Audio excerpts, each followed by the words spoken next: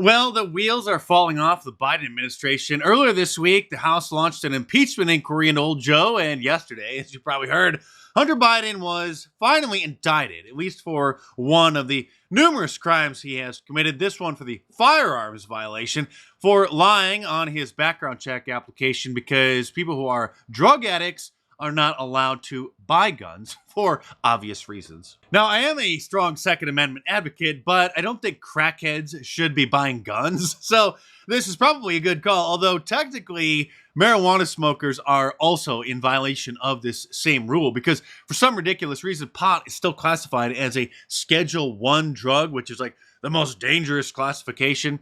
And so for years, Congress has been talking about eliminating that, like reducing its classification, but that's a whole other story. Hunter Biden has been indicted, at least on one of the crimes he has committed, and we should celebrate. And there's some weird things going on with the Democrats and their mouthpieces in the media. They are now admitting their obvious concerns about Joe Biden's ability to go head-to-head against Donald Trump in the election next year, and about Kamala Harris's, well, lack of favorability among Democrats. I want to play this clip from Anderson Cooper's show last night where he interviewed former Speaker Pelosi. Take a listen. Is Vice President Kamala Harris the best running mate for this president? Is Kamala Harris the best running mate for this president? He asked. A little crosstalk there. He thinks so, and that's what matters. Do you think she is the best running mate, though? She's the vice president of the United States. So when people say to me, well, why isn't she doing this or that? I said, because she's the vice president. That's the job description. You don't do that much. Not that she's a great vice president or she's a fantastic diplomat or that she compliments Joe Biden well and she gives him a bunch of great insight into the decisions the administration is making.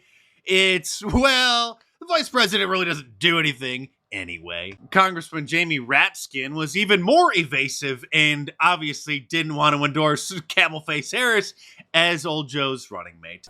Not exactly a ringing endorsement. Do you think Vice President Kamala Harris is the best running mate for President Biden? And what do you make of Speaker Pelosi's answer there? I mean, there didn't seem to be anything wrong with that answer. Obviously, President Biden, Vice President Harris, Speaker Pelosi, for that matter, all of us have been laboring under just a deluge of propaganda, disinformation, and criticism by the MAGA right.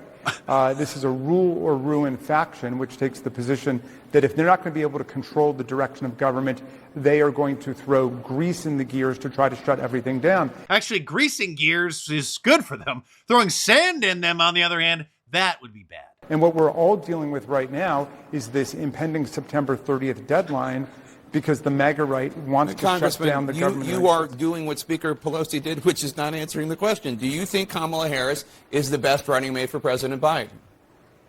Is it? Well, obviously, she gave the right answer. That's President Biden's choice, and I think she's an excellent running mate for President Biden. There, he finally squeezed an answer out of him, and every once in a while, Jake Tapeworm forgets that he works for CNN and actually acts like a journalist. And now numerous columnists at places like the Washington Post and New York Magazine are suggesting that Joe Biden drop Kamala Harris and pick a different running mate. And the Cloud News Network can no longer gaslight their audience and ignore old Joe's obvious failures. This president has a pattern at this point of either inventing or embellishing stories about his own past, his biography. He did it 3 times in one speech last month alone. He claimed he had witnessed a bridge collapse in Pittsburgh when he actually showed up about 6 hours later. He claimed that his grandfather had died just days before he was born himself at the same hospital. In fact, his grandpa died more than a year before in a different state, not the same hospital.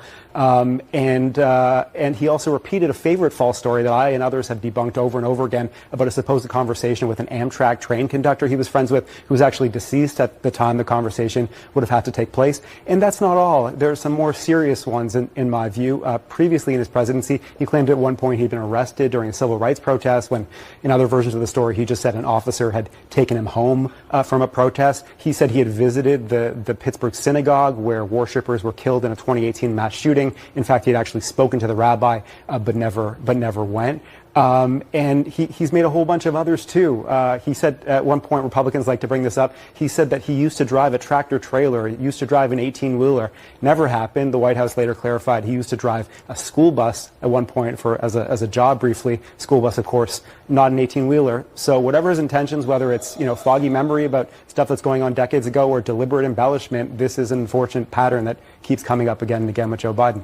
We know it's called dementia. And the White House sent out a memo to their friends in the media, the Operation Mockingbird assets, suggesting that they ramp up their scrutiny of Republicans' impeachment inquiry into old Joe. So the White House is so desperate that they're begging the liberal media to try to do more to protect them. Here's Speaker of the House Kevin McCarthy turning the tables on the fake news who are upset that he authorized the impeachment inquiry into old Joe. So what impeachment inquiry is to do is to get answers to questions. Are you concerned about all the stuff that was just recently learned?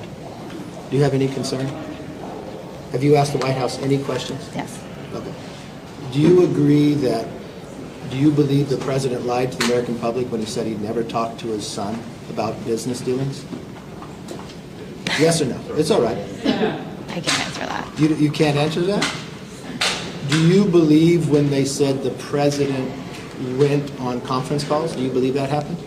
That's what the testimony says. Okay. Yeah. Do you believe the president went to Cafe Milano and had dinner with the clients of Hunter Biden, who believes he got those clients because he was selling the brand? That's what the testimony Okay. says. Do you believe Hunter Biden, when you saw the video of him driving a Porsche, that he got $143,000 to buy that Porsche the next day? Do you believe the $3 million from the Russian oligarch that was transferred to the shell companies that the Bidens controlled after the dinner from Cafe Milano took place? That's what the testimony says. Okay, then I go back. Do you think the president lied that he? But is that an impeachable? Is lying an impeachable? Well, you want to know. I'm not saying impeachment. All I'm saying is I would like to know answers to these questions. Yes, we would like some answers because this is not how a president acts.